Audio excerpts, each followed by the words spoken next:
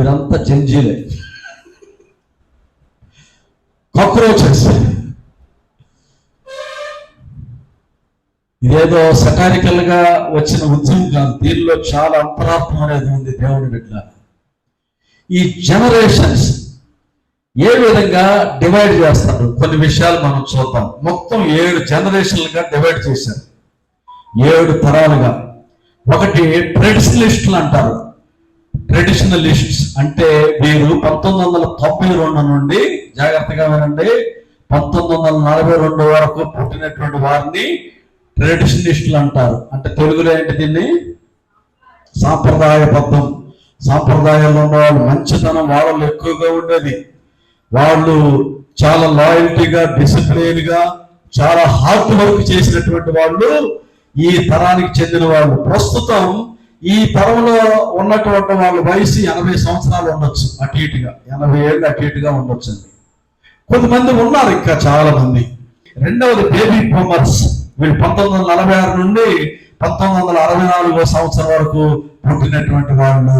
వీళ్ళ వయసు ఇప్పుడు 60 సంవత్సరాల నుండి 80 సంవత్సరాల వరకు ఉండవచ్చు.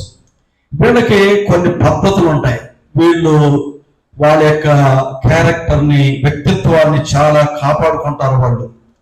వాళ్ళు చేసే పనిలో ఫ్యూచర్ గురించి నైపుణ్యత కలిగి జీవించేటువంటి వాళ్ళు వీళ్ళు. ఒకవేళ ఈ వయసులో మీలో కొంతమంది ఉన్నారు కాబట్టి దేవుని బిడ్డలారా, ఇది 3వ జనరేషన్. మనం చూస్తే జనరేషన్ ఎక్స్ అంటారు దీన్ని. జనరేషన్ ఎక్స్ 1965 సంవత్సరం నుండి 1980 సంవత్సరం వరకు పుట్టిన మధ్యలో ఉండనమాట. 1965 నుండి 1980 వరకు. నేను కూడా జనరేషన్ ఎక్సే.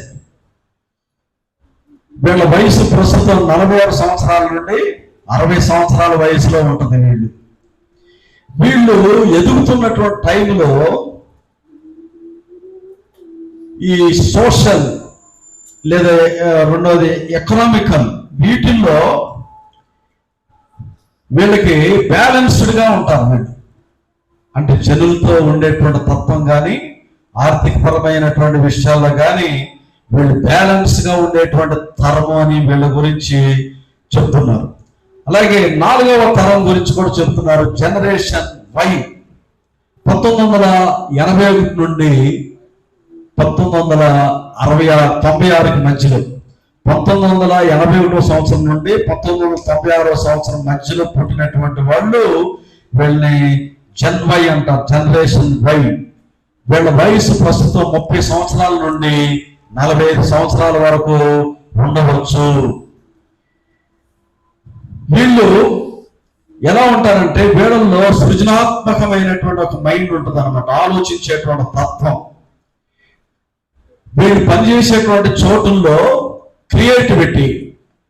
నేను వివరంగా వెళ్ళట్లేదు కానీ ప్రస్తుత కాలంలో ఎక్కువగా డబ్బులు సంపాదించే వాళ్ళలో ఈ వయస్కులు ఉన్నారని ఒక సర్వే. Generation Y. వీళ్ళు సాఫ్ట్వేర్ రంగాల్లో, డాక్టర్ రంగాల్లో, ఇంకా రకరకాల బిజినెస్ల్లో ప్రస్తుతం 30 సంవత్సరాల నుండి 45 సంవత్సరాల లోపు ఉన్నటువంటి వాళ్ళు వీళ్ళు. కాబట్టి ఇదొక జనరేషన్. ఇప్పుడు జనరేషన్ జెడ్, ఇదే ప్రస్తుతం జరుగుతున్న కాక్రోచెస్ జనరేషన్ అంట ఇది. కాబట్టి ఇది జనరేషన్ జెడ్ అంటే వీళ్ళు 1997 నుండి 1912 సంవత్సరం వరకు పెరిగినటువంటి వాళ్ళు. వీళ్ళ యొక్క గ్రోయింగ్ చాలా ర్యాపిడెట్లీగా ఉంటుంది అనమాట. వీళ్ళ కాలంలోనే టెక్నాలజీ బాగా డెవలప్ అయింది, అభివృద్ధి అయింది.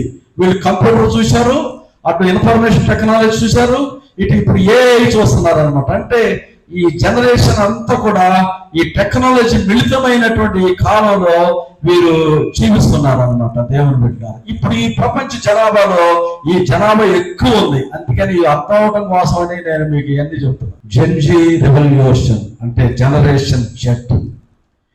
మన ఇండియాలోనే సుమారు 377 మిలియన్లు అంటే 37-38 కోట్ల మంది ఈ వయస్కులు ఉన్నారంటే ఇప్పుడు భారతదేశంలో. చదువుకున్న వాళ్ళు, ఉద్యోగం వచ్చిన వాళ్ళు, ఉద్యోగం రాని వాళ్ళు, రకరకాలైనటువంటి పరిస్థితుల్లో ఉన్నారు. వీళ్ళు ఎక్కువగా డిజిటల్ మీద ఆధారపడ్డారు వీళ్ళు. డిజిటల్, వీళ్ళ చేతుల్లో మంచి మంచి ఫోన్లు ఉంటాయి, ఎక్కువ డిజిటల్ మీదే ఆధారపడతారు వీళ్ళు. ఈ వయసులో ఉన్న వాళ్ళు ఎక్కువ డిజిటలైజేషన్ అనమాట వీళ్ళంతా కూడా. వీళ్ళకి సోషల్ అంటే ప్రపంచంలో ఏం జరుగుతుందనే దాని మీద ఒక మనసు కలిగి ఉంటారు, కాన్షియస్ కలిగి ఉంటారు. అంటే స్పీడ్ జనరేషన్ అని చెప్పవచ్చు.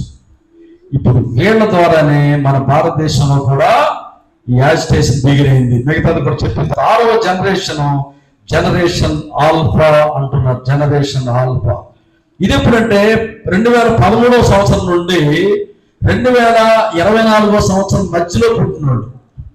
2013 నుండి 2024 సంవత్సరాల మధ్యలో పుట్టినటువంటి వాళ్ళు వీళ్ళు. వీళ్ళ వయసు ఇప్పుడు 12-13 సంవత్సరాల లోపు ఉంటుంది అనమాట. వీళ్ళు యంగెస్ట్ జనరేషన్ అనమాట.